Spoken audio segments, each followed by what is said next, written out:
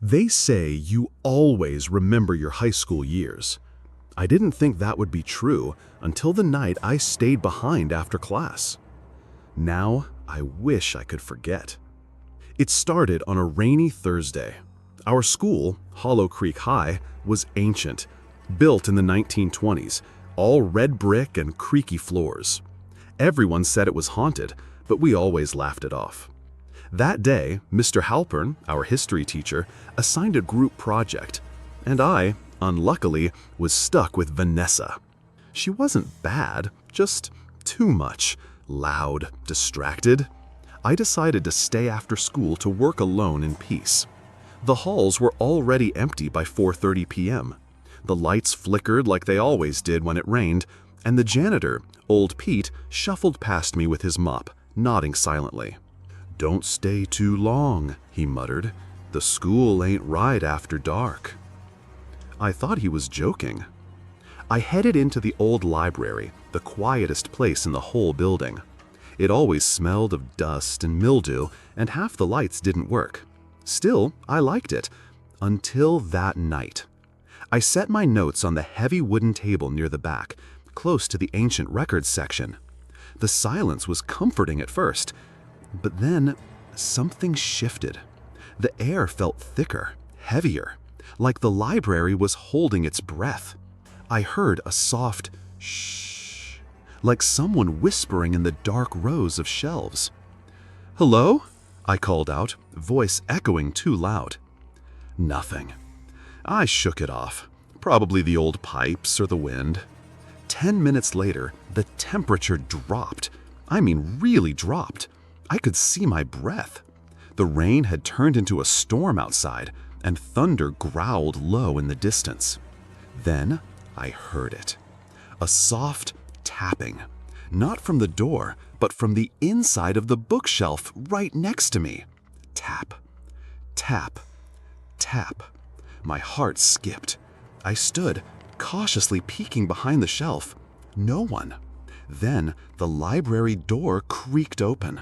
I turned sharply, expecting Mr. Halpern or the janitor, but the hallway was empty. And then I saw it. A piece of paper fluttering to the ground just inside the doorway. I approached it slowly, the storm howling outside now. I picked up the paper. It was yellowed and torn at the edges. In perfect cursive, it read, "Don't stay past the last bell." I frowned. What bell? School had been out for over an hour. I turned to leave, and that's when I heard it. Ding, ding, ding. 3 slow, heavy chimes rang out across the building. I checked my phone. 5:13. That wasn't any scheduled bell, and it didn't sound like the usual ones. It sounded old, mechanical, like the kind from an old church. Then the lights went out. Panic flared in my chest. I pulled out my phone and turned on the flashlight. The beam was weak, but better than nothing. I took one step toward the door and froze. Footsteps, soft, dragging, deliberate, coming from behind the shelves. "Pete?" I called. No answer. I turned and saw a figure step between the shelves, a tall, thin shadow with elongated arms and a face I still can't describe. It wasn't human. Its eyes were hollow sockets, black and endless. Its mouth, it didn't smile, but it opened wider and wider, like it was trying to scream without making a sound. I ran, down the hall, past the trophy case, past the darkened science rooms. Every door I tried was locked. The storm outside raged on, and something about the building changed. It felt older. The posters were different, the lockers rusted, and the lights, though off, glowed faintly red. I turned a corner and stopped dead. The same hallway. Same torn banner that read Homecoming 1963, except that wasn't right. We hadn't had that banner in decades. I was stuck in some kind of loop. I backed up slowly, and then I heard the bell again. Ding, ding, ding. This time, it was closer. And then I saw them. Students, or what used to be students. Their faces were pale, their uniforms faded. Their mouths hung open, bleeding black ichor. They shuffled toward me, eyes empty, hands outstretched. "No, no, this isn't real," I cried. I bolted down the stairs toward the basement. I had no idea why, just instinct. I figured maybe I could find an emergency exit. The basement was worse. Wet walls, mold everywhere, the smell of rot. I tripped and fell hard onto the concrete floor. And then I saw it. A huge iron bell, covered in chains, sitting in the middle of the room like an altar. It looked ancient. Etched into the wall above it in flaking red paint. "Let no one remain after the last bell." The bell began to ring again, all on its own. Ding, ding, ding. I screamed and covered my ears.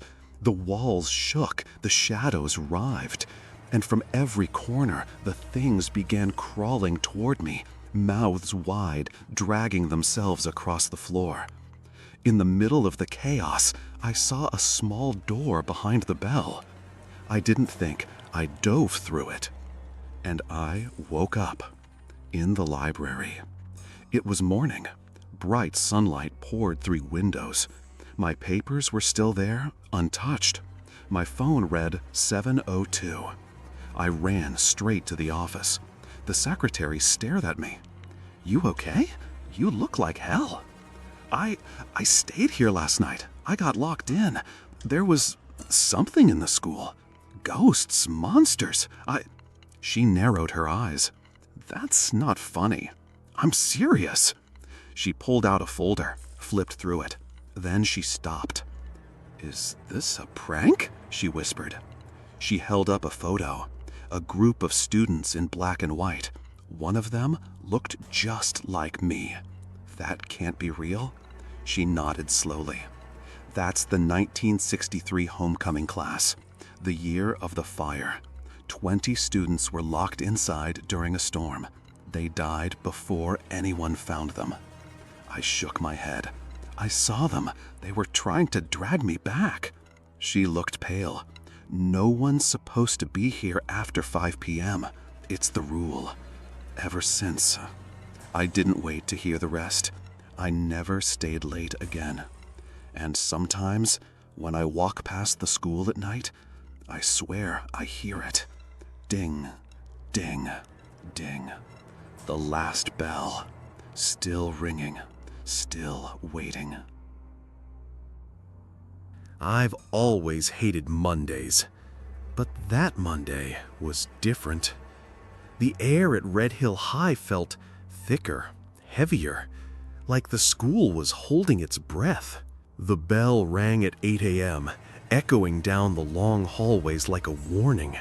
I stepped into my first class, history, with Mr. Collins. The lights flickered as I entered, typical for a school built in 1912. But then something strange happened. We were halfway through a lesson on World War I when everything paused. Not in the class is boring kind of way. I mean, literally paused. Mr. Collins stopped mid-sentence, his mouth frozen open. The chalk hung in midair after slipping from his hand. Even the clock stopped ticking. The second hand stuck between numbers. I looked around, expecting someone to say, "Gotcha," but no one moved. No one blinked. I could still move, though, and breathe, and hear a strange, distant humming, like electricity or whispering. Then the room dimmed, not from a power outage, but as if something unseen pulled the light out of the air. I stepped out into the hallway. Everything was still, silent. The hum grew louder, and the shadows, they moved. They didn't flicker like normal shadows. They crawled. They reached. Some clung to the lockers. Others stretched across the ceiling. One of them, I swear to you, turned and looked at me. I froze. My brain screamed to run, but my legs felt like concrete. Then I saw someone else moving. Down the hall near the library. It was Mia Thompson, a quiet girl from my science class. She was pale, trembling, her eyes wide with terror. I ran toward her. You're not frozen," I said, relieved to see another living soul. She shook her head. "You too? You're not stuck?" "No. What the hell is going on?" She looked around. "It's the shadow period. It happens when time slips. My brother told me about it before he disappeared." "What?" I blanked. "Wait, disappeared?" She nodded slowly. "He was a senior 3 years ago. One day, he just never came back from school. People said he ran away, but he told me about this. He said the school has moments, like cracks, where something else bleeds through, something dark." As she spoke, I noticed the shadows behind her start to swirl, like smoke in water. "We have to go," I said, pulling her toward the stairwell. "Where?" "The bell," she whispered. "The old bell in the basement. That's where it ends." The basement. I'd never been down there. It was always locked. But Mia seemed sure. And honestly, it felt like the only direction that wasn't crawling with moving shadows. As we descended the stairs, the air grew colder and the lights dimmed further until we were practically blind. I had to use my phone's flashlight, but even that felt like it was being swallowed by the darkness. Then we saw it, an enormous iron bell chained to the floor of an empty room. The wands around it were covered in old, rotting wood and scribbled writing in chalk that had almost faded completely. We stepped closer. "This is it," Mia whispered. The shadows didn't follow us in. They hovered at the door, writhing, afraid. Mia placed her hand on the bell and looked at me. "It needs 2 people to ring it at the same time." "How do you know that?" "My brother left me a note, hidden in our attic. It said, 'If you fall into the shadow time, find the bell. Don't ring it alone.'" I nodded. "On 3? She nodded back. 1, 2, 3. We both pushed the rusted metal. A deep, horrible clang echoed through the school like it was coming from the earth itself. The air trembled. The shadows screamed, a sound I didn't think shadows could make, and then vanished, sucked backward into some invisible void. The light returned, and so did the sound. We ran upstairs, back to the classroom. Mr. Collins was finishing his sentence like nothing happened. The chalk was now on the floor. The clock ticked again. Everything was normal. Except Mia was gone. I searched every hallway, every classroom. I asked the office if she'd signed in that morning. They said no one by that name went to this school. I checked the yearbook. She wasn't in it. I even asked my science teacher about her. He looked confused. "Mia Thompson? That name sounds familiar. Wait, wasn't that the girl who disappeared a few years ago?" It's been 3 days, and I keep seeing shadows where they shouldn't be. Out of the corner of my eye, in mirrors, in my dreams. Sometimes I hear the bell. I think it's calling me back. I was never the kind of person to believe in ghost stories. Even when I transferred to Hollow Creek High, a place that came with its fair share of urban legends, I rolled my eyes at every whispered rumor. "Don't go near room 313, they'd say. "It's cursed. People hear things in there. One girl went in and never came out." Typical school nonsense, right? Only there is no room 313 on the map. The school skips straight from room 312 to 314. I checked myself multiple times. Even asked the janitor, Mr. Dawes, who just looked at me and said, "We don't talk about that room." That should have been my first warning, but I've always been curious. Too curious. It started on a rainy Thursday afternoon. The last bell had rung and the halls were almost empty. I had detention for being late to homeroom again, so I stayed behind, walking slowly down the science wing toward the back of the school. That's when I saw it. A door I'd never noticed before, tucked between the usual lockers, wedged in a strange corner where the hallway bends awkwardly. There was no plaque, no number, just a door, gray, silent, almost humming. I walked past it once, then stopped.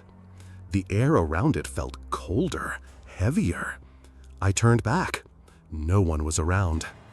Against my better judgment, I reached for the knob. It turned easily, too easily, and the door creaked open with a long groan that echoed like a scream down the empty hallway.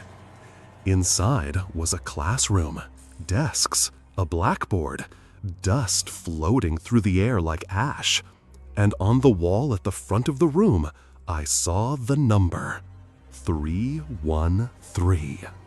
I stepped inside. The lights didn't work.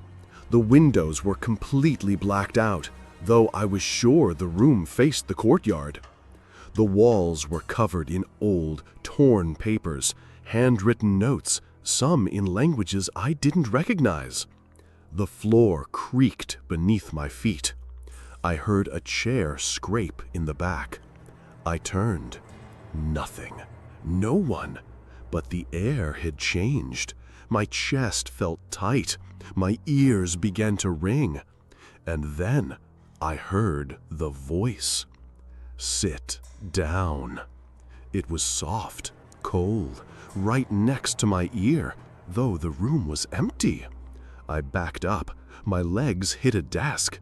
The chair slid out on its own. I ran, but the door wouldn't open. I banged on it, kicked, screamed. Behind me, the classroom was shifting. The blackboard began to bleed, not blood, but black ink that dripped like tears. The desks twisted. The walls pulsed like a living thing. And then I saw them. Students, sitting silently at their desks, unmoving, faces pale, eyes wide open, but lifeless. They stared straight ahead, like dolls or bodies. Their mouths began to open in unison, and they whispered, "Join us." I don't remember passing out, just that when I opened my eyes again, I was lying in the hallway. The door was gone. No, not just closed, gone. The wall where it had been was now solid brick. I ran to the main office, breathless, trying to explain what happened. They didn't believe me. "No such room exists," they said. I searched for days, talked to teachers, checked blueprints in the library archives. Room 313 doesn't exist, not officially. But here's the thing. Ever since that day, I see them, the students, sitting in the last row of my classes, standing at the end of the hallway, their pale faces half hidden in shadows, watching, waiting. Sometimes I wake up with ink on my hands. Once I found a desk in the science lab with my name carved into it. Underneath it, in faded red marker, someone had written, "Once you enter 313, a part of you never leaves." I don't know what they want, but the door is back. I saw it this morning. waiting, and part of me wants to open it again, just to understand, just to know. But something tells me, if I do, I won't come out this time. I've been working as the night security guard at Pine Hill Secondary School for 6 years. It's a quiet job, mostly locking doors, turning off lights, and scaring away the occasional student trying to sneak in for a dare. But last Monday, something changed, and I don't think I'm alone here anymore. It started with the bell. The school's main bell rings at 8 a.m. sharp, again at lunch, and once more at 3 p.m., all automatic, perfectly timed. At night, the system's off, always has been. So imagine my confusion when it rang at 2:13 a.m., sharp, echoing through the empty halls like thunder in a graveyard. I was in the main office when it happened, dropped my coffee all over the sign-in book. I thought it was a glitch. I walked through the main corridor toward the control room to check the system, but something felt off. The air was still, almost too still, like the entire building was holding its breath. Then I saw it. Locker 72, wide open. That locker had been sealed shut for years. One of those old urban legends, a girl named Emily who went missing in 1994, last seen walking into school. Her books were found in locker 72. They sealed it, out of respect or fear. Now it stood open. Empty. No, not empty. Inside was a small tape recorder, and it was playing something. I stepped closer. The tape hissed with static, then a voice, faint and broken. "He sees through the mirrors. Don't look. Don't look." Then it stopped. The hallway lights flickered. Suddenly, all the mirrors in the school, bathroom mirrors, trophy cases, even the display cabinet near the auditorium, shattered at once. I fell back. My flashlight flickered. The sound of glass exploding all around me was deafening. But it wasn't just the sound. In the moment the glass broke, I swear I saw something or someone. In every shard of falling glass, there was a face, pale, smiling, watching. I should have run. I should have called the police. But instead, I went to the security monitors.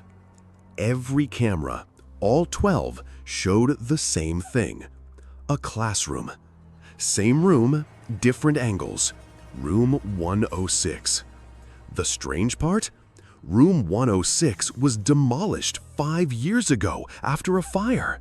And yet, there it was, on the monitors, looking perfectly intact. Lights on, desks in place, and someone, or something, sitting at the teacher's desk. I stared at the screen, unable to look away. That's when the chair in the footage turned toward the camera, slowly, deliberately. No one was sitting in it, but the chair moved. And then the lights in the room turned off, one by one, until only the glow of the hallway remained. And that glow? It wasn't coming from the camera feed. It was behind me. I spun around. The hallway outside my office was lit, even though I'd turned the power off 30 minutes ago. At the far end, a door slowly creaked open. Room 106. I was on the second floor. That room shouldn't be here. But it was. And the bell rang again.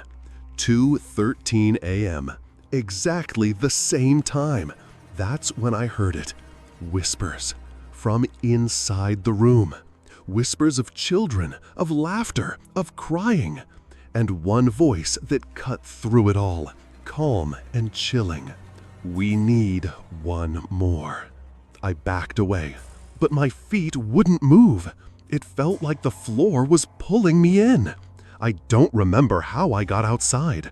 All I know is I woke up sitting in the grass across the street, the school glowing faintly in the fog. I tried telling the principal, showed him the broken glass, the tape recorder. They said nothing was broken, said no tape recorder was found. Room 106? Demolished years ago. But last night, I went back, and guess what? Room 106 is there again. Door wide open, desk waiting. The bell keeps ringing at 2:13 a.m., and every night I hear the whispers grow louder. They're waiting. I don't know for who, but I think maybe it's me.